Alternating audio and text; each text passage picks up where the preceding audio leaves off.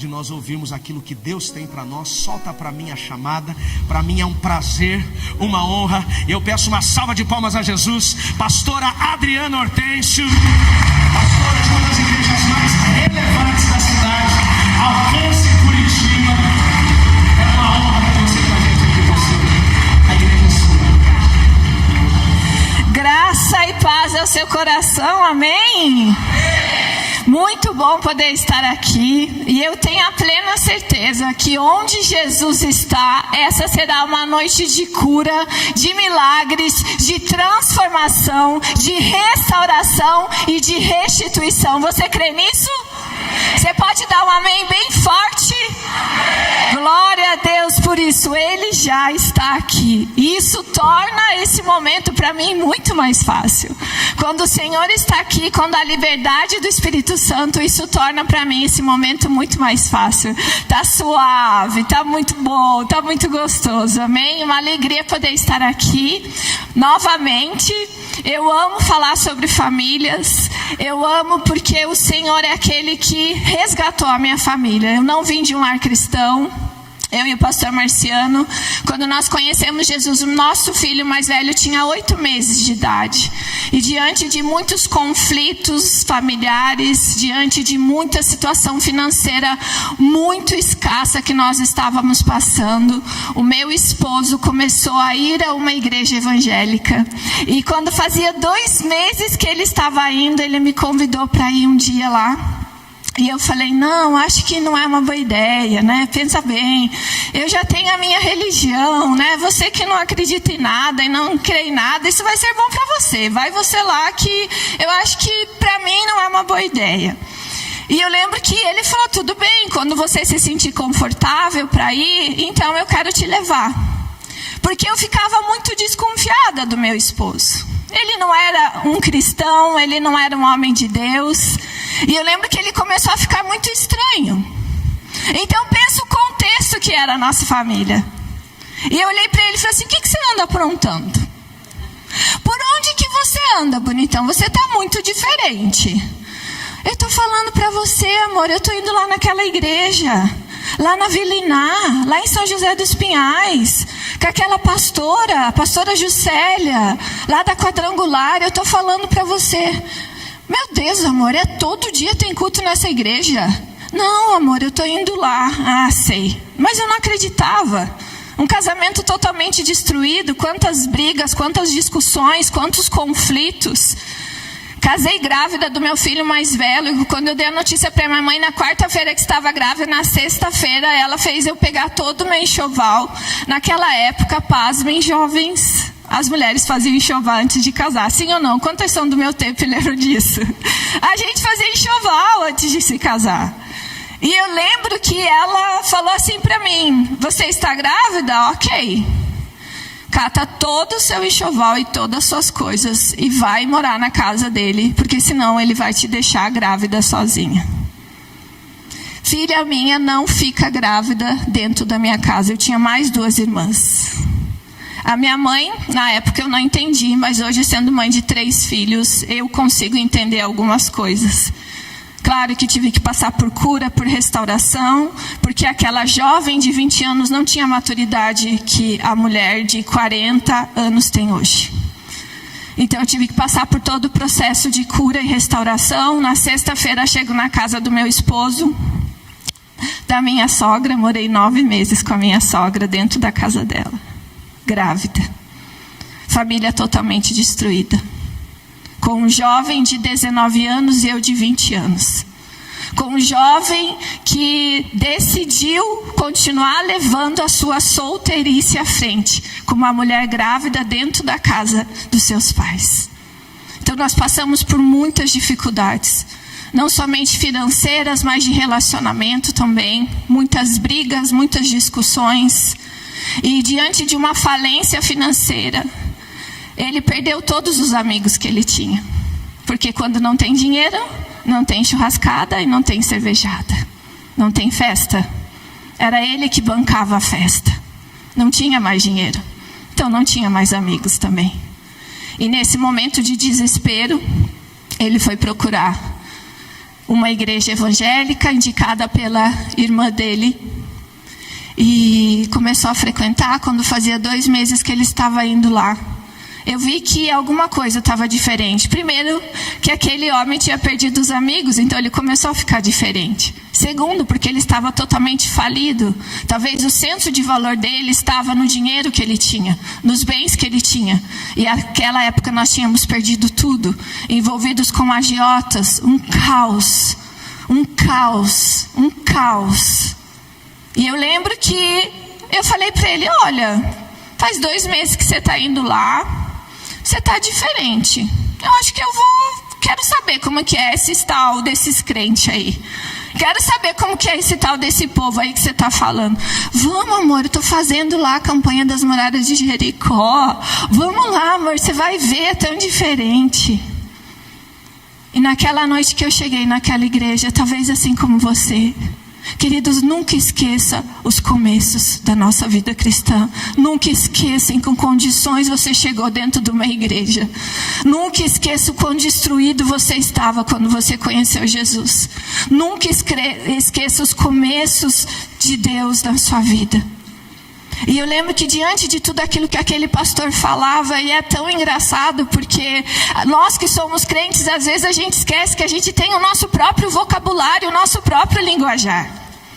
E eu lembro que o culto todo tinha uma senhora que ficava do meu lado gritando, "Ô glória! Ô glória!" De repente começava de novo, "Ô glória!" Falei, amor, você que já está vindo aqui há mais tempo, pede para alguém chamar essa glória, porque essa mulher não para de gritar, eu não consigo ouvir a palavra. Daí ele olhou para mim e falou assim, não amor, não é, você não está entendendo, depois eu te explico. É o jeito deles falarem aqui, ô glória, quando a coisa está boa, quando eles estão sentindo a presença de Deus. Falei, tá bom, então tá bom. E ela continuou falando, ô glória, era pastora da igreja, eu não conhecia. E naquele dia, queridos, quando aquele pastor terminou de pregar, e ele fez o apelo, eu decidi fazer uma decisão. Ele gritava e ele falava para aquelas pessoas que estavam naquele ambiente, aqui alguém gostaria de entregar a sua vida a Jesus? E mesmo eu, muitas vezes, sendo de uma determinada religião, para resolver os meus problemas, eu começava a procurar Deus em todos os lugares, como uma forma de que aqueles lugares que eu frequentava, eu ia ter uma palavra, eu ia ter uma direção para resolver os meus problemas. E quando ele falou isso, eu falei, Deus, eu já te procurei em todos os lugares. Em todos os lugares que eu andei e que eu caminhei durante esse tempo, eu já te procurei. Mas nada resolveu o meu problema. Se esse Jesus que esse pastor está falando, se esse Jesus aí existe realmente, nessa noite eu não entrego somente a Ele a minha vida. Eu entrego a Ele as minhas dívidas, eu entrego a Ele o meu casamento, eu entrego a Ele o relacionamento com a minha mãe que está destruído. E eu quero ter a plena certeza que eu vou confiar em Ti e o Senhor vai mudar a minha história. O Senhor tem o poder para mudar a nossa história. Independente das nossas feridas, independente das pessoas que nos machucaram, que nos frustraram, independente dos caminhos muitas vezes errados que nós escolhemos para trilhar, o Senhor tem o poder de criar um novo caminho para mim e para você. Você crê nisso? Glória a Deus por isso, Ele tem o poder para fazer. Nós temos um Deus que ama famílias. E naquele dia, quando eu termino, de repente eu estou lá na frente chorando desesperadamente. E quando eu termino de confessar Jesus, confessando os meus pecados e falo, o Senhor é o meu Senhor e o meu Salvador, perdoa os meus pecados. Naquele exato momento, eu fui batizada no Espírito Santo. Eu não sabia o que estava acontecendo comigo. Eu não tinha ideia do que aquele revestimento de poder do Espírito Santo estava fazendo na minha vida. E naquele dia, Assim como o Senhor vai fazer na sua vida, na sua história e na sua família. Eu falo que Jesus pegou a caneta da mão de Satanás e seus demônios. Ele falou: hoje acaba a legalidade e o poder e o direito legal que você tem sobre essa família. E hoje eu escrevo uma nova história na vida dessa família. Amém? E é isso que o Senhor quer fazer na sua vida e na sua família. E já é uma caminhada de 27 anos, onde o Senhor tem nos aperfeiçoado a cada dia mais e mais, onde o Senhor tem nos transformado cada dia mais e mais. E eu quero dizer para você que eu ainda estou em obras, amém? Estar aqui não me faz melhor do que você, porque eu, assim como você, ainda estou em obras, amém? Glória a Deus por isso. Vamos lá então? Quero convidar você, o nome da minha palavra dessa noite é O Bom Construtor. Eu gostaria que você abrisse a sua Bíblia, ou ligasse a sua Bíblia, no livro de Mateus, capítulo 7. A gente vai ler do versículo 24 ao versículo 27.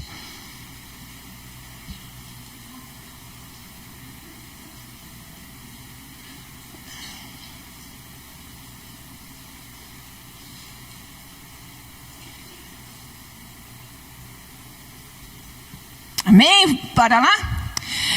Mateus 7, 24 e 27 fala aqui, assim: todo aquele, pois, que ouve estas minhas palavras e as pratica, será comparado a um homem prudente, que edificou a sua casa sobre a rocha. E caiu a chuva, transbordaram os rios, sopraram os ventos e deram com ímpeto contra aquela casa, que não caiu, porque fora edificada sobre a rocha.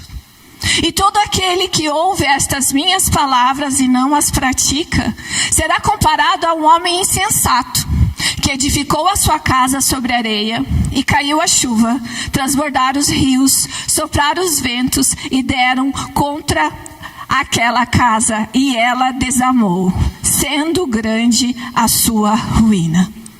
Nós podemos ver aqui nesse texto, e eu gostaria de usar essas duas casas como dois homens construindo uma casa.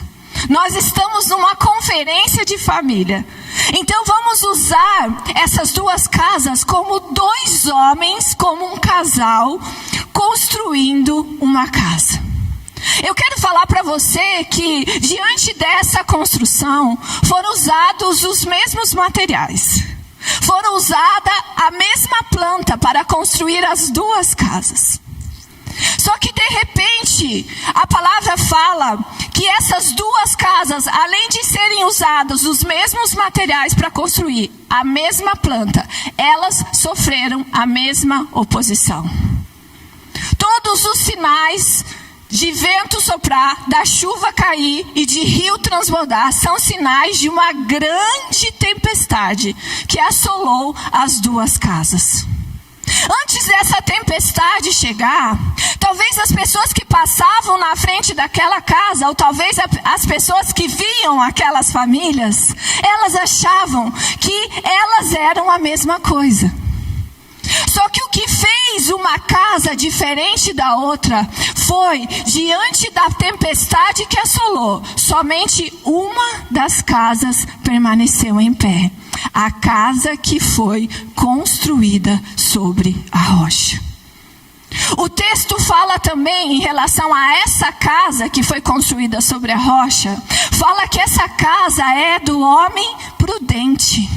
Aquele que ouve as palavras e as pratica. E a casa que foi construída sobre areia e sucumbiu diante da tempestade, a palavra fala que era um homem insensato, que ouve a palavra e não pratica. A grande diferença nesse texto que nós vamos falar essa noite é sobre a prudência e a insensatez. A prudência vem do homem e da mulher, da família, Ou muitas vezes você cria o seu filho sozinha, e eu quero te dar parabéns por isso. Eu quero realmente honrar a vida dessas mulheres, que muitas vezes elas criam os seus filhos sozinhas dentro de casa. Eu quero dizer para vocês que eu respeito vocês, que eu admiro vocês, que não é fácil quando uma mulher precisa assumir a sua casa sozinha. Você pode dar uma salva de palmas a essas mulheres? Eu admiro vocês e eu honro vocês hoje. Também muitos homens, às vezes, que têm que assumir essa responsabilidade. Às vezes uma viuvez, às vezes um casamento que não deu certo, e às vezes os filhos decidiram ficar com ele. Ou às vezes, diante, de uma separação, a mulher não quis ficar com os filhos. Isso também acontece.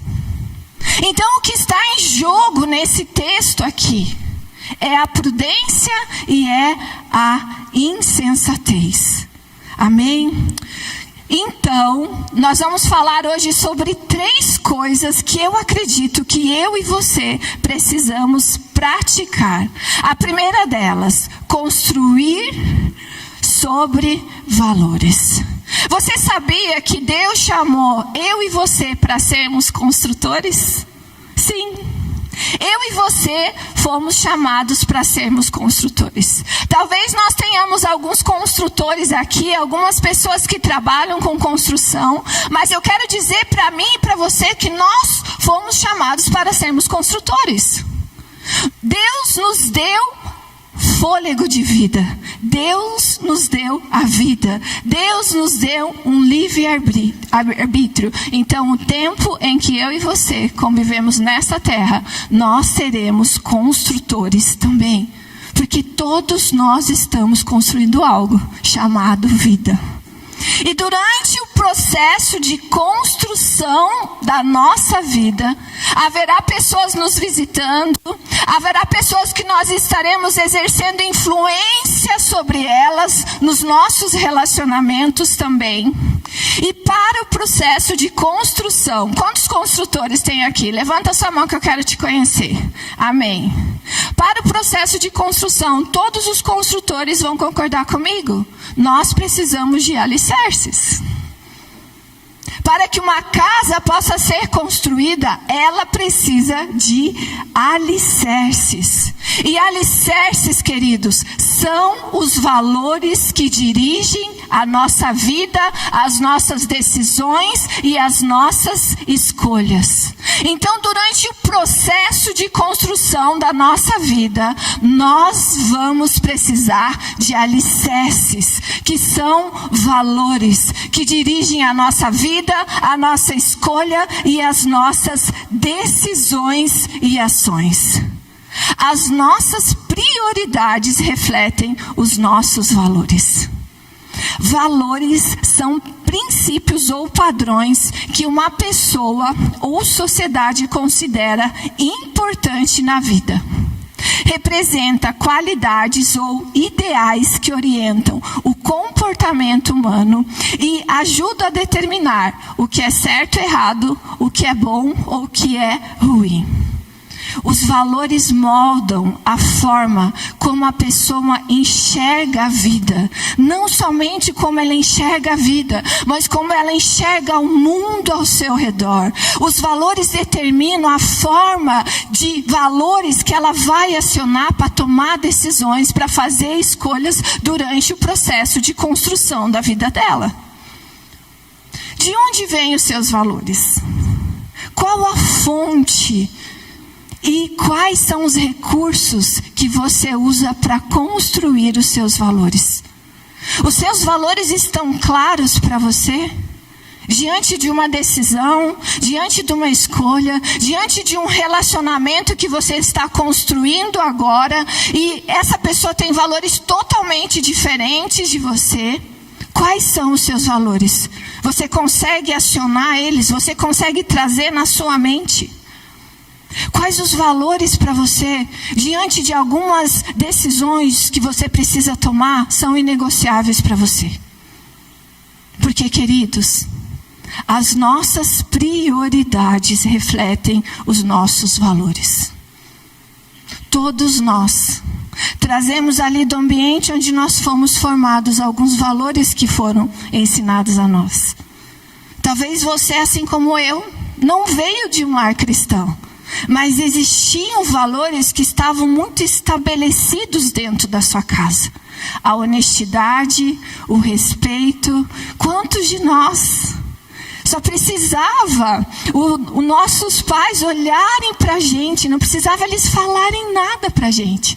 A gente sabia que nós precisávamos retroceder, ou falar mais baixo, ou em determinados casos, quando ia fazer alguma visita e comia demais, tua mãe só olhava para você e você já entendia: ixi, estou comendo demais, preciso parar de comer aqui. Porque os nossos valores, eles são ensinados e passados para nós, inculcados sobre a nossa vida, no ambiente ali onde nós crescemos. Eu lembro de uma situação. Eu vim de um lar muito simples, né? O meu pai, ele era, na época, eletricista. A minha mãe era do lar, ela decidiu não trabalhar para cuidar da gente. Então, a gente tinha somente o necessário para sobreviver. Não tinha tomar Coca-Cola, não tinha comer coxinha todo dia, comer bolo, isso não existia lá na minha casa. O único dia do mês que a gente ia era no dia do pagamento do meu pai. A gente ficava bem animada. Na época eu acho que uns 5 anos, a minha irmã tinha uns 3 aninhos. Então eu lembro que o papai falava assim: olha, o papai vai receber o pagamento amanhã, a gente vai lá no supermercado fazer compra e a gente vai subir lá na lanchonete, comer uma coxinha e tomar uma Coca-Cola. A gente ficava toda feliz, porque era uma vez no mês só que a gente podia fazer aquilo. E eu lembro que numa dessas situações, logo depois que a gente lanchou, os meus pais desciam no supermercado para fazer compra. Na época a gente tinha um Fusquinha branquinho, e daí, claro, enchia o Fusca de compra e ia embora, quando o Fusca pegava, né? Senão daí tinha que empurrar o Fusca, mas tudo bem, seguimos. Só que naquele dia, enquanto a minha mãe se distraía ali com meu pai no supermercado para fazer compra, eu e minha irmã chegamos naquela seção de artigos de festa. Tem copinho, tem guardanapo e tem bexiga. E a minha irmã tem a brilhante ideia, minha irmã de 3 aninhos tem a brilhante ideia de abrir um pacote daquela bexiga e roubar 3 bexigas e colocar no bolso. E ela olha para mim e fala bem assim: Adri, não conta para a mãe. Se você contar para a mãe, eu não vou te dar. Eu falei: tá bom, não vou contar. Não vou contar. Chegamos em casa, mãe é bicho esperto, a gente estava toda agitada. De repente chegamos, fomos direto para o quarto. E começou uma discussão no quarto. Você falou que ia me dar bexiga. Você falou que ia me dar. Se você não me der, eu vou contar para a mãe que você roubou a bexiga no supermercado. E de repente minha mãe, ouvindo aquela discussão, minha mãe entra no quarto. Minha mãe: o quê? Da onde essas bexigas? Foi a Josi, mãe, ela que roubou lá no supermercado. A minha mãe falou assim: ah, é? Que bonito vocês duas. Agora vocês deram de ser ladra. É isso, eu estou criando 2 ladras dentro de casa. Espera aí que a polícia já vai chegar aqui e vai prender vocês, vai levar vocês para a cadeia. E tem mais uma, me dá aqui. Apanhamos uma surra. E além disso, minha mãe pegou uma tesoura e picoteou as 3 bexigas. Que tipo de valor que a minha mãe estava ensinando aquele dia? Não pode pegar nada que não é seu. Seja uma bexiga, seja um brinquedo, seja qualquer outra coisa, você não pode pegar nada do que é seu. O que a minha mãe estava ensinando para nós aquele dia? Valores de honestidade. Vocês precisam ser pessoas que não pegam nada de ninguém. Então, os nossos valores, queridos, são ensinados dentro da nossa casa. Através de situações, através de vivências durante o ambiente que nós crescemos ali quando nós éramos crianças. Os valores na minha vida e na sua vida, eles trazem senso de identidade e propósito. Eles influenciam as nossas escolhas pessoais, os nossos relacionamentos, a nossa carreira e as nossas decisões éticas. Muitos pais pensam que porque eles criam os filhos dentro do ambiente de igreja, eles não precisam ensinar valores para os seus filhos. Eu preciso te dizer, queridos, que o seu filho vir à igreja é algo maravilhoso. Ele aprende tantas coisas aqui, ele aprende tantas coisas lá no Ministério Infantil. Só que esses valores precisam ser comunicados e ficarem claros dentro da nossa família. Eles precisam ser comunicados. Porque se eles não forem comunicados, quando essa criança crescer, ela se torna uma adolescente, ela começa a conviver com outras pessoas e ela acaba sendo influenciada por valores distorcidos que esse relacionamento vai trazer para ele. Então esses valores precisam ficar claros. Nós precisamos sentar com o nosso filho e comunicar, mas não somente comunicar, não basta ensinar, nós precisamos, além de ensinar, ser exemplo naquilo que nós estamos falando. Quando nós falamos, esse dia eu estava vendo um vídeo e eu achei muito interessante. O vídeo falava de pais que quebram regras. Regras tão simples e comum. Não pode estacionar na vaga de idoso. Não pode estacionar ali na vaga de gestante quando você chega no shopping ou no supermercado. Precisa chegar no horário. Quando você deixa o seu filho na escola, existe uma regra de horário que você precisa deixar o seu filho lá. Os nossos filhos estão aprendendo com o nosso exemplo. Eu preciso te dizer que as palavras convencem, mas o que vai arrastar é o nosso exemplo. E de repente você está com essa criança dentro do carro. E de repente você começa a quebrar regras que você acha que não dá nada, que não tem nada a ver. Só que você vai começar a observar que o seu filho também vai começar a quebrar regras. Porque automaticamente você está ensinando para ele. Eu posso quebrar regras, você também pode quebrar regras.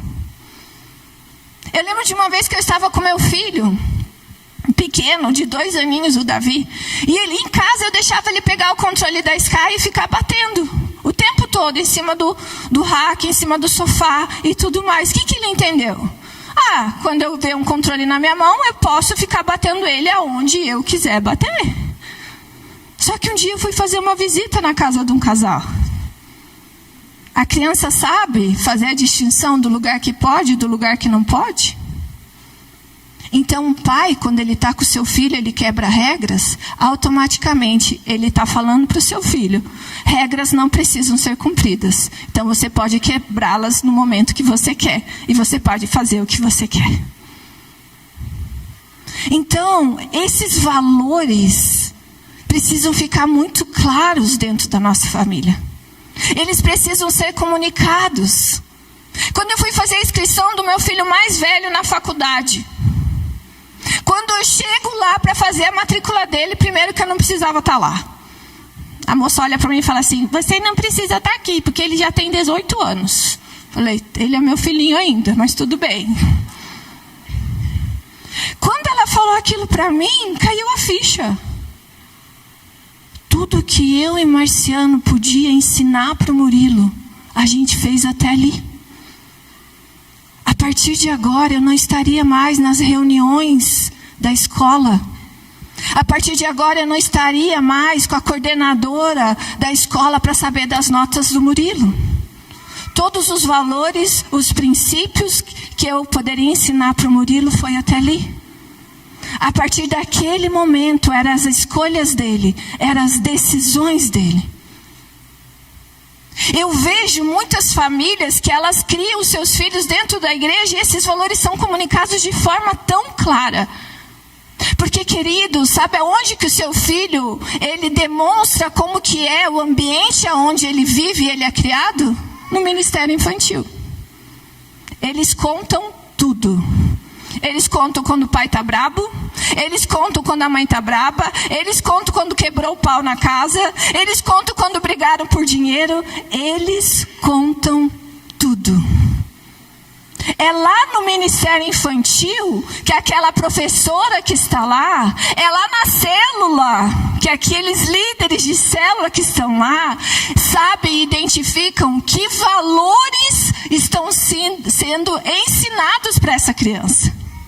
Que valores são importantes para essa família. Então eles precisam ser comunicados de forma clara. Nós precisamos sentar, nós não fomos ensinados a fazer isso.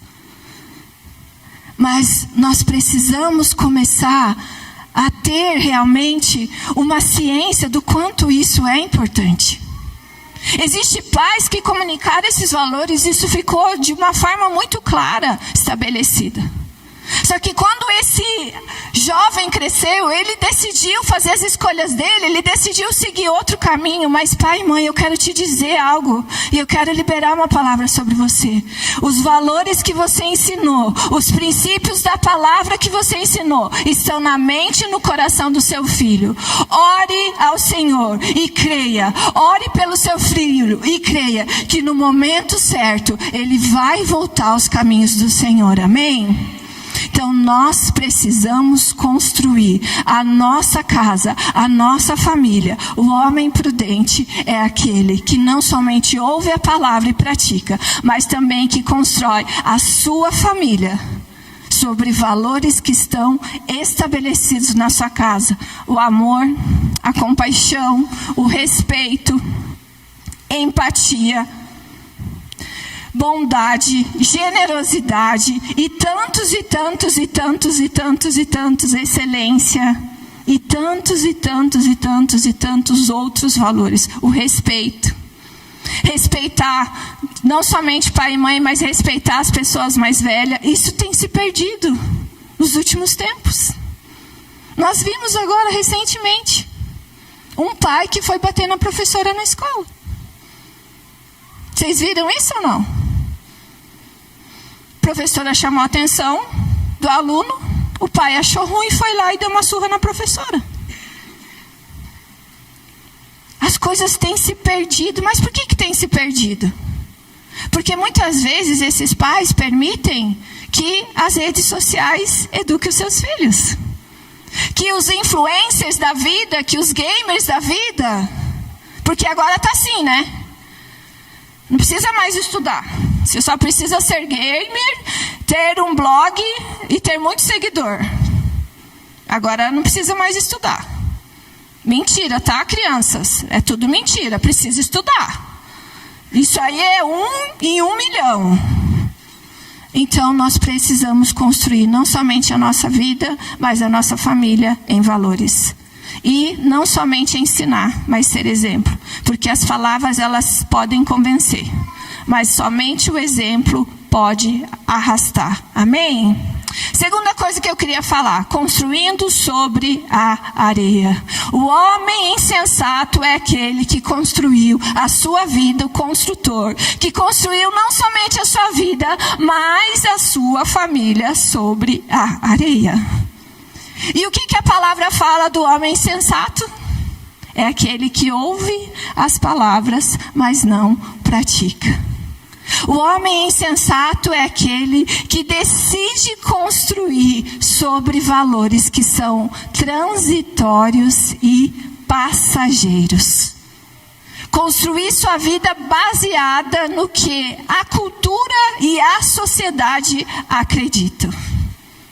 Nós cristãos precisamos entender que a nossa mente, a mente de Cristo é desafiada todos os dias pela mente desse século, através de ideologias contrárias aos princípios cristãos. Nós precisamos lutar contra o relativismo que tenta tirar os valores morais, éticos e cristãos estabelecidos na Escritura. Deixa eu te falar, nós não vamos mudar o mundo. Eu preciso te dizer, se você, assim como eu, é uma ativista de Cristo, eu preciso te dizer que nós não vamos mudar o mundo. Nós não vamos conseguir mudar o sistema. Agora, quando nós trazemos as pessoas para dentro do nosso mundo, a cultura que é estabelecida é a cultura do reino de Deus, é a cultura dos céus. Eu lembro uma vez que eu fui visitar a África, num trabalho missionário de 10 dias, e a minha oração foi a seguinte: Senhor, não permita que eu pise naquele país e pense que o Senhor esqueceu daquele povo. Mas quando eu cheguei na África, eu comecei a entender que não tinha como mudar a cultura da África, onde as mulheres elas são tratadas em segundo, terceiro, quarto plano, onde as crianças nem se fala, vão tocando aqueles cabritos na estrada, sem água, aquele sol quente, totalmente desprezados. Mas eu comecei a observar que aqueles africanos, aquelas famílias que entravam no cristianismo, aquelas famílias que era estabelecida a cultura do reino de Deus, eles começavam a ter uma transformação da mente e de comportamento também. Então eu preciso te falar, queridos, que nós não vamos mudar o mundo. Agora nós vamos ir até o mundo, trazer as pessoas do mundo e falar bem assim: aqui é essa cultura, aqui vai funcionar dessa forma, e o reino de Deus vai se estabelecer na vida dessa casa, dessa família, desse homem, dessa mulher. Porque nós não vamos mudar o mundo. A nossa mente todos os dias ela é desafiada pela mente deste século. O homem insensato é aquele que constrói sobre valores transitórios e humanos, pelas muitas vozes da sociedade, onde valores distorcidos são divulgados nas mídias, nas redes sociais e na imprensa. Eu nunca esqueço um caso que acho que aconteceu mais ou menos há uns 4 anos atrás. E nós precisamos pensar que tudo que vai na mídia, tudo que vai na imprensa é uma forma de manipular aquilo que você vai escolher e aquilo que você vai decidir. Eu lembro que há mais ou menos uns 4, 5 anos atrás houve uma situação de um aborto de um bebê de 6 meses aqui em Santa Catarina. E eu lembro que a Ana Campanheiro se levantou muito em relação àquilo, ela mobilizou várias igrejas. E todo mundo estava defendendo esse aborto. Porque essa menina, coitada, ela era uma adolescente. E como que ela iria criar esse bebê? E estava todo mundo, os cristãos, gente, cuidado para não virar massa de manobra daquilo que você não sabe. Porque a grande verdade é que nós cristãos muitas vezes não estamos envolvidos, mas de repente aquilo que a gente ouve, não, vamos todo mundo para esse caminho, porque todo mundo está falando isso. E às vezes você acaba virando massa de manobra. Nos bastidores, sabe qual que era a situação? Aquela mãe daquela adolescente tinha recolhido um adolescente de 16 anos para dentro da sua casa. O motivo do aborto, sabe qual era? Porque a menina tinha sido abusada, mas não era. A mãe permitia que aquela adolescente tivesse relação sexual com aquele jovem de 16 anos e ela engravidou. E estava todo mundo, não tem que abortar mesmo, ela foi violentada. Imagina o que fizeram com ela. Cuidado para você não virar massa de manobra. Quando nós pegamos a vida de Jesus, quando Jesus esteve aqui no nosso meio, aqueles religiosos que eram totalmente contra Jesus, começaram a influenciar o povo para crucificar Jesus. E muitas vezes a gente acaba se tornando a mesma multidão que olha para Jesus e fala: crucifica, crucifica, crucifica, porque nós não sabemos entre linhas a verdadeira verdade do que está acontecendo. E nós viramos massa de manobra. Então, diante de algo que você lê, que você ouvir na internet, procura saber realmente qual é a verdade nisso tudo, para que você não vire massa de manobra. O homem insensato é aquele que constrói sobre valores transitórios e humanos, pelas muitas vozes da sociedade que o tempo todo querem dizer para mim e para você como é que é ser homem, como que é ser mulher, como que é ser família, como que é ser um cristão, como que você tem que fazer com a sua vida espiritual. Não, isso é insensatez, amém? todas as revoluções que a gente viu que a humanidade passou, todas elas trouxeram muitos benefícios para mim e para você, e graças a Deus por elas. Mas todas elas trouxeram um legado de destruição para a família. Nós estamos vivendo na área tecnológica e especialistas falam que nós vamos viver uma outra revolução agora tecnológica. Esses aparelhos, celulares, tablets, internet, tirou a presença do pai, tirou o olhar do pai e da mãe na mesa, tirou o diálogo entre a família da mesa. E toda vez que nós agimos assim, meus queridos, nós estamos sendo insensatos. A cultura, o tempo todo, ela quer influenciar a nossa vida, o nosso modo de viver e as nossas escolhas, amém? Construir sobre valores transitórios e humanos. É construir toda a sua vida baseado naquilo que as pessoas acreditam sobre você. Das muitas vozes e muitos ruídos que você ouviu em relação ao seu valor, em relação à sua identidade, em relação à sua capacidade, que muitas vezes nos momentos de desafio, quando você precisa agir, você paralisa. Muitas vezes nos momentos de desafio, quando você precisa tomar uma decisão, você não se sente capaz diante de uma oportunidade. Você acha que você não é capaz. Diante de uma provisão financeira, ao invés de você ser uma pessoa que pode usufruir da fase que você está vivendo, você continua sendo uma pessoa avarenta. Não somente avarenta com você, mas avarenta também com o reino de Deus. O homem insensato é aquele que constrói a sua vida sobre valores transitórios e humanos, acreditando nesses ruídos que impedem ele de ser aquilo que Deus quer que ele seja e que ela seja. Amém? Pessoas que muitas vezes vão pedir conselhos para pessoas que não são referencial naquele conselho que você quer. Você quer abrir uma empresa? Você vai procurar conselho com quem? Um empresário muito bem sucedido, que já abriu uma empresa. Você quer ir para a área de palestras? Vá conversar com uma pessoa que é muito bem sucedida nessa área de palestras, aconselhamento, palestras para pessoas, para empresas. Você quer um conselho sobre casamento? Você vai procurar um conselho em pessoas que tenham um casamento bem sucedido, não com seus colegas do seu trabalho, que o tempo todo falam para você: ah, você precisa ser feliz. Ah, não, já está demais. Ah, não, você não merece isso. Vá procurar conselhos com pessoas que têm sucesso e são bem-sucedidas naquilo que você precisa de orientação para a sua vida. Amém? A questão da generosidade. Existe um texto, porque a generosidade, ela também é um valor que pode ser estabelecido. Você sabia que tanto eu quanto você podemos herdar ou um legado de avareza ou de generosidade?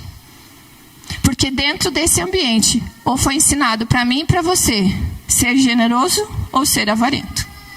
Foi ensinado. E muitas vezes, tudo aquilo que o Senhor quer derramar sobre a sua vida, Ele não pode derramar.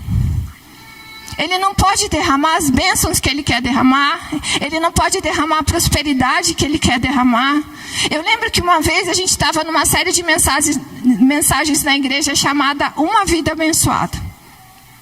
E naquela série de mensagens, nós como igreja, durante aquelas 6 semanas, nós ensinamos todas as ferramentas da palavra de Deus, os princípios, os valores da palavra, para que aquela pessoa pudesse ter uma vida abençoada. E uma das reuniões, a última mais especificamente, enquanto eu estava orando, Senhor, abençoa todas as pessoas, abençoa as famílias com a prosperidade física, emocional, financeira. Pai, no nome de Jesus. E quando eu termino de orar, o Espírito Santo fala algo para mim que eu queria transmitir para você essa noite. Eu não posso derramar da prosperidade financeira na vida de algumas pessoas aqui. Falei, como assim, Senhor? Eu não posso derramar porque algumas pessoas estão presas a crenças limitantes em relação ao dinheiro. E eu só posso derramar prosperidade onde há generosidade. Essa é uma chave para nós. O Espírito Santo falou: eu não posso derramar, filha, prosperidade onde não há generosidade. Porque muitas dessas pessoas estão presas a crenças limitantes em relação ao dinheiro. O dinheiro na minha vida e na sua vida, ele tem 3 propósitos. O primeiro deles é tocar a nossa vida com as nossas necessidades. O segundo dele é tocar a casa de Deus. Para que essa luz possa estar acesa, para que esses painéis de LED possam estar aqui, para que quando você for no banheiro possa ter água, possa ter papel higiênico, possa ter copo para você tomar água. Existe um custo para isso. Existe um custo para isso. O aluguel desse prédio, existe um custo para isso. Primeiro propósito, tocar a sua vida com as suas necessidades. Segundo, tocar a casa de Deus. Até porque é um princípio da palavra de Deus. Terceiro propósito, tocar a vida de pessoas. E aquele dia o Espírito Santo falou para mim: filha, eu não posso derramar prosperidade onde não há generosidade. Porque Deus me falou: o maior concorrente de Deus no coração do homem é o dinheiro. E aquele dia o Senhor me falou algumas coisas que eu queria transmitir para você. O dinheiro não traz salvação, Jesus traz salvação. O dinheiro não traz libertação, mas Jesus traz libertação. O dinheiro não traz paz, mas Jesus traz paz. Com o dinheiro você pode pagar um médico, mas não a saúde. Com o dinheiro você pode pagar seguro, mas não segurança. Com o dinheiro você pode comprar uma casa, mas não um lar. Com o dinheiro você pode comprar um relógio, mas não o tempo. Com o dinheiro você pode comprar uma cama, mas não o sono. Com o dinheiro você pode comprar comida, mas não o apetite. O dinheiro proporciona alegria em alguns momentos, mas somente Jesus pode nos dar a alegria completa. Você pode dar uma glória a Deus?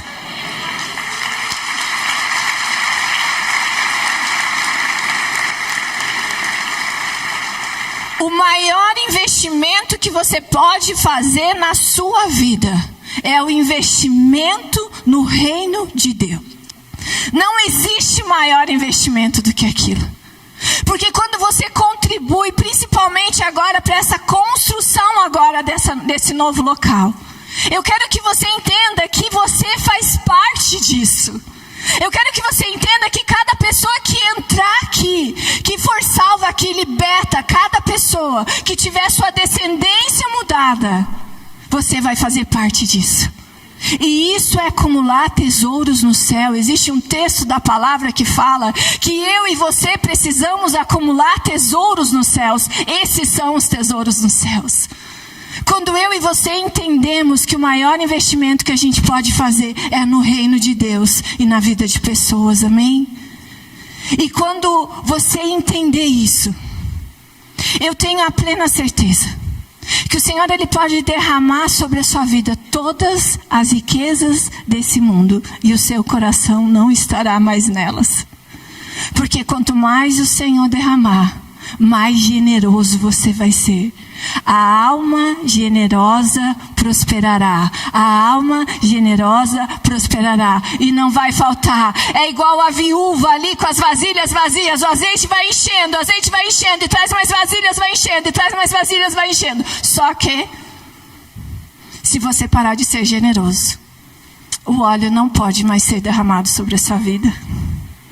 Eu lembro que eu escutei um testemunho essa semana de um empresário que ele falou bem assim, cristão. Ele falou: Deus, Ele me liberou uma palavra e Ele falou que a minha empresa seria muito bem sucedida. Falou para ele, pastor Márcio: sua empresa não só será bem sucedida nessa cidade, mas eu vejo você abrindo filiais em todo o Brasil. E ele falou que ele recebeu aquela palavra e realmente na cidade onde ele estava, a empresa dele cresceu de uma forma exorbitante. E ele começou a pensar: meu Deus, Já estou tendo um trabalho aqui. Lidar com funcionário, toda essa minha correria.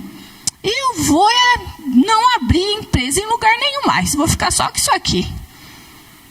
E diz que o tempo passou, 2 anos passaram. E de repente a empresa ali, onde era muito bem sucedida, ela começou a minguar. Os negócios começaram a piorar. E ele foi conversar com Deus. Falou: Deus, eu tenho uma palavra. O Senhor liberou uma palavra sobre a minha vida, que eu não somente seria essa empresa, mas eu teria várias filiais em todo o Brasil. O Espírito Santo fala para ele: você não entendeu o que eu falei para você. As empresas que você ia abrir em outras filiais não tinha a ver com você.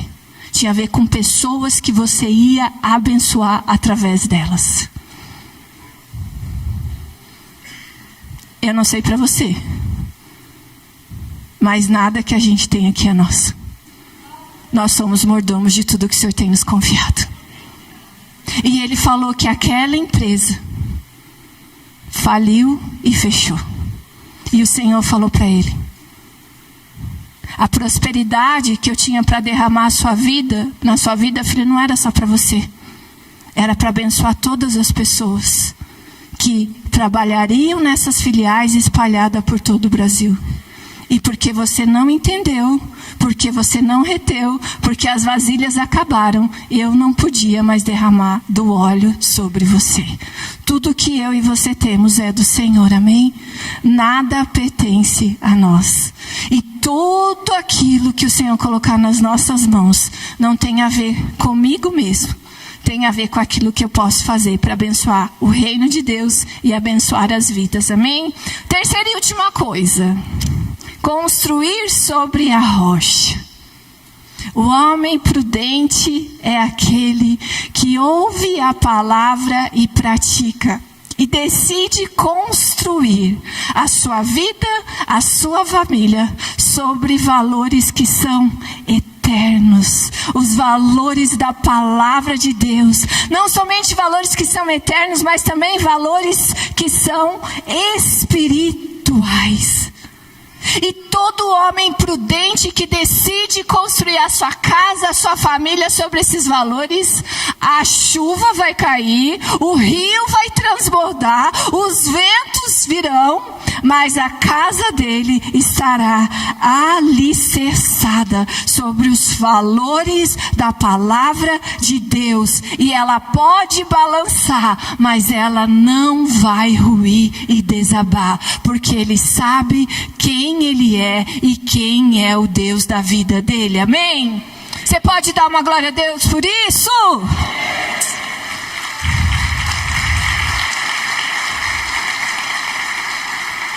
O homem prudente é aquele que constrói a sua vida sobre valores que são eternos e espirituais, sobre os valores da palavra de Deus.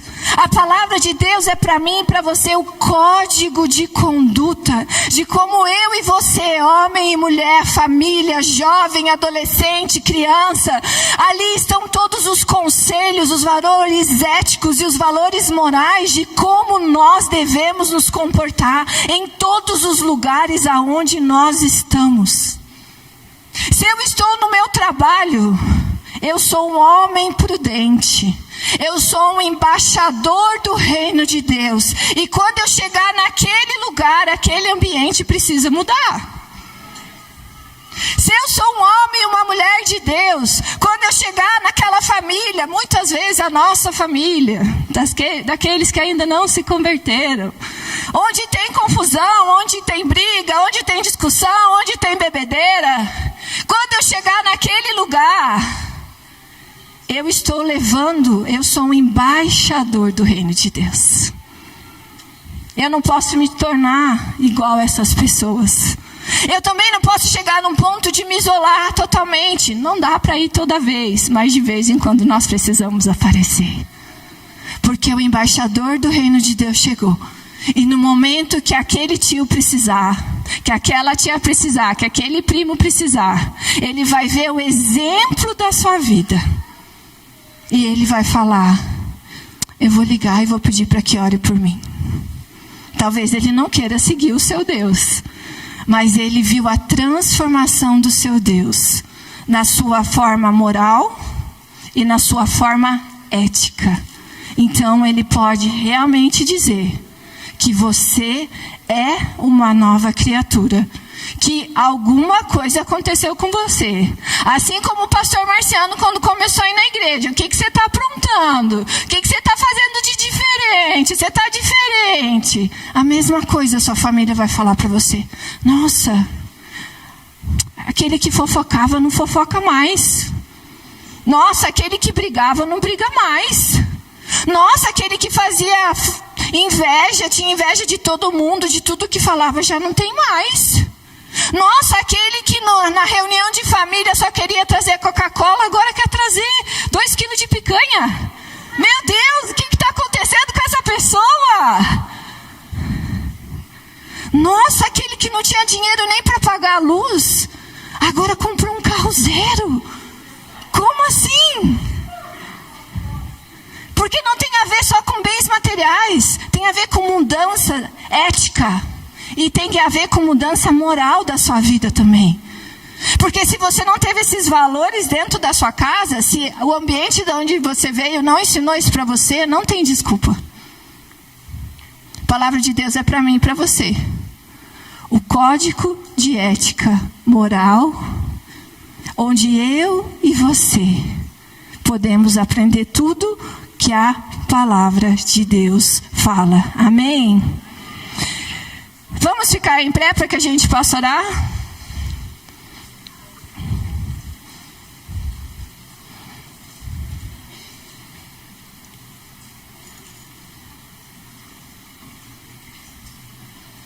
Todos nós estamos construindo algo chamado vida.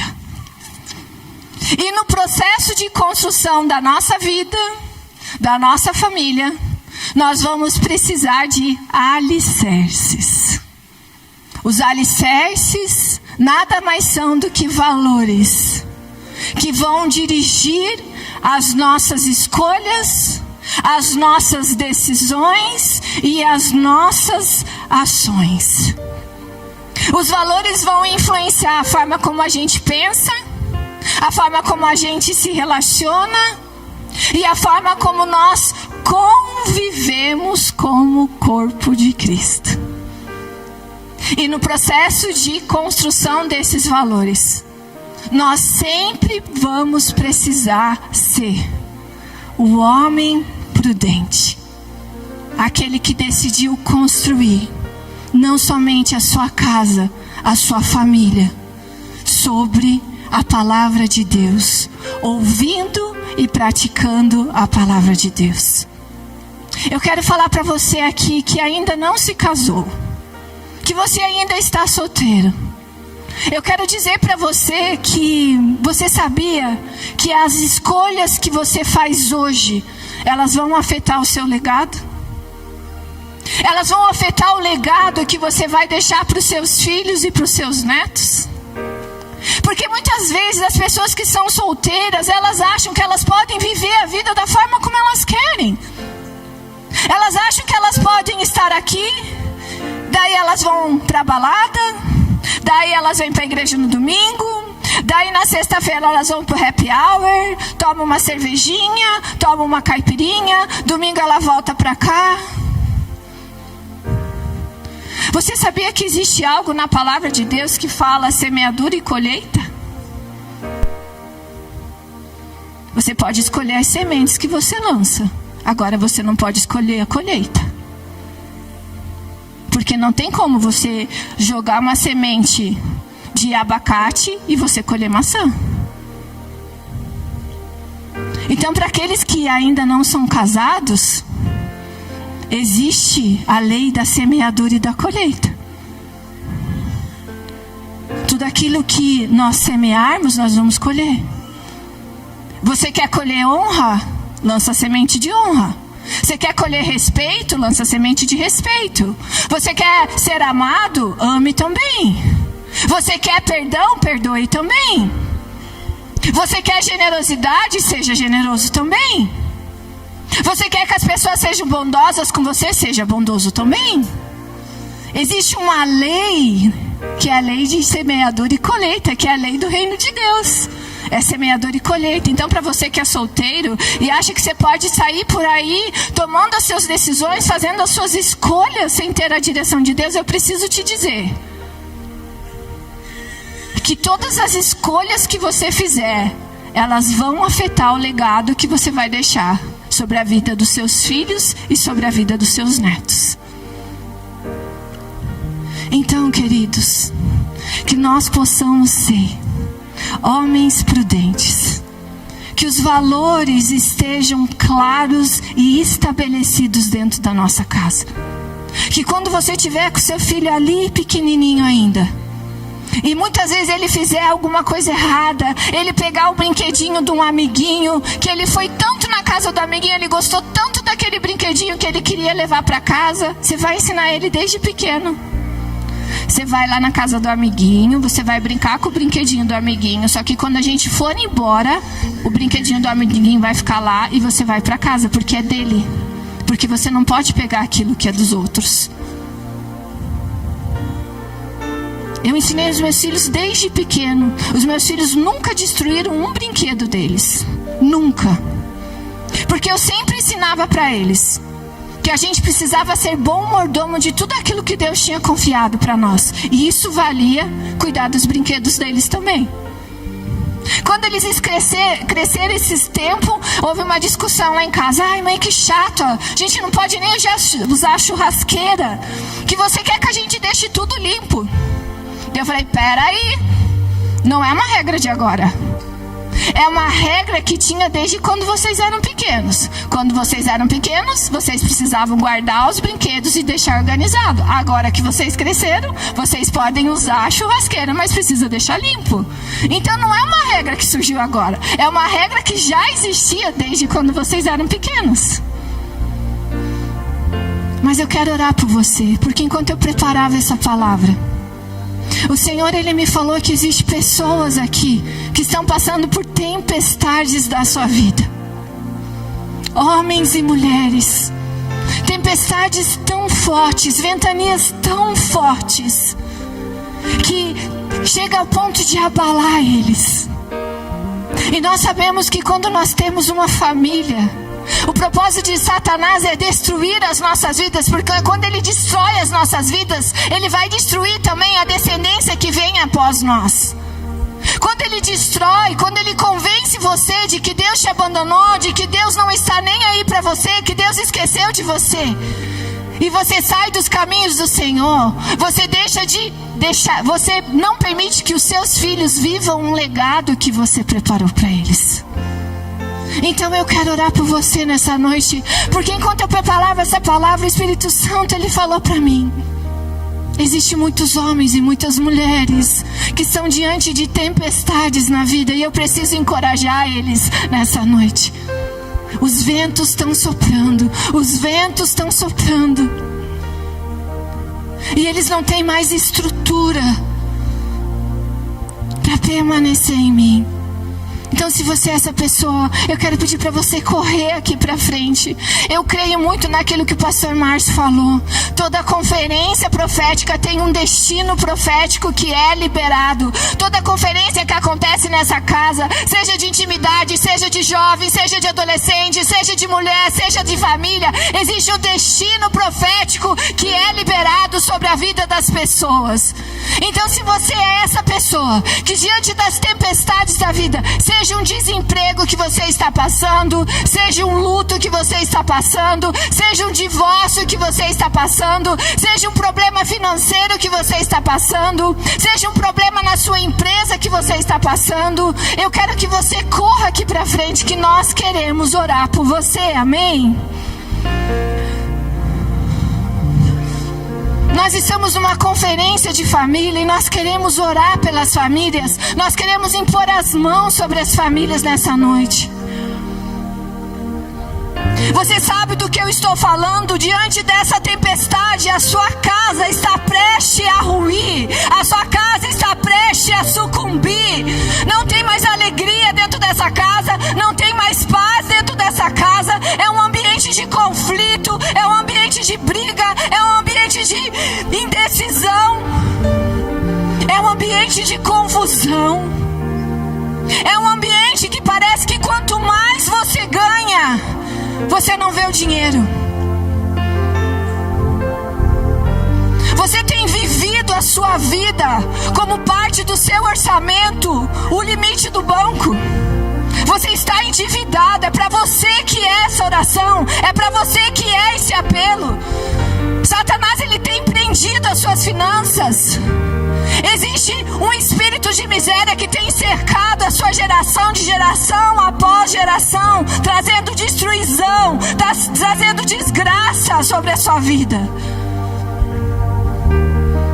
Nós queremos orar por você e pôr as mãos sobre você. E queremos dizer que o mesmo Deus que fez a promessa sobre a sua vida é o mesmo Deus que vai se sustentar até que a promessa aconteça na sua vida. Não é hora de você desistir. Não é hora de você desanimar. Não é hora de você deixar essa tempestade te derrubar. O mesmo Deus que fez a promessa na sua vida é o mesmo Deus que vai te sustentar até que ela aconteça, amém?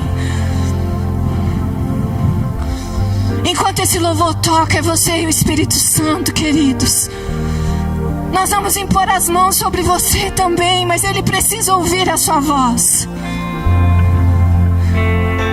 Ele precisa ouvir a sua voz. Louve ao Senhor. Louve ao Senhor. E se você que está aqui não está passando por um momento de tempestade, eu preciso te dizer, queridos, nenhum de nós estamos livres da tempestade. Nenhum de nós estamos livres da ventania, dos rios transbordar, do vento soprar, da chuva cair. E o que vai garantir que nós estejamos firmes e inabaláveis é o quanto nós estamos alicerçados na palavra de Deus. O homem prudente é aquele que ouve a palavra de Deus e pratica. Amém?